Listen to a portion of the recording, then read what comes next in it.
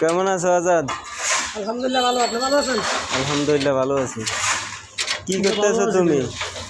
এই কলমে রিং ঢুকাইতেছি। এই কলমে দুইটা রিং বাঁধতেছ, কি জন্য দিতেছো রিংগুলো? রিংগুলা আপনার নিচে একটা উপর একটা দুটো দিতেছি। হ্যাঁ, এই রিংগুলো দেওয়ার মানে কি? এই রিংগুলা না মানে হচ্ছে আপনার যখন ভাইব্রেশন মারবে, ভাইব্রেশন মারার সময় আপনার এই রডগুলো যদি রিং না বাঁধে একটা এদিকে এগুলা বেশ কমে যাবে।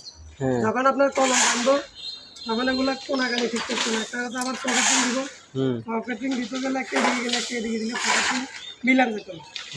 তার কারণে আমরা এগুলো রিং দুটা দিচ্ছি, একটা নিচে একটা উপরে, রডগুলো সেন্টার করে বাঁধতেছি যাতে কলম বাঁধার সময় আমাদের কোনো সমস্যা না হয়। হ্যাঁ, আর যদি তুমি না বাঁধো ভাইব্রেটরের লগে এদিকে দিকে রড লড়ি যাবার সম্ভাবনা আছে। সম্ভাবনা আছে।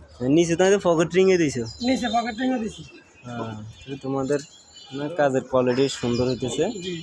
হ্যাঁ, এখন হ্যাঁ ঠিক আছে। এখন কলমের লেফিন তো এখানে তো মনে হয় কলমের লেফিন লাগবে না এখানে। না, এটা আশা করি লাগবে, একটাও লাগবে না। যদি লাগে দুই একটা গুলো দিব, সমস্যা নাই। হ্যালো গাইস, কেমন আছেন আপনারা? আশা করি ভালো আছেন। আলহামদুলিল্লাহ আমিও ভালো আছি। আমাদের এগুলো খুব সুন্দর করে ভাইরাল করে দিন।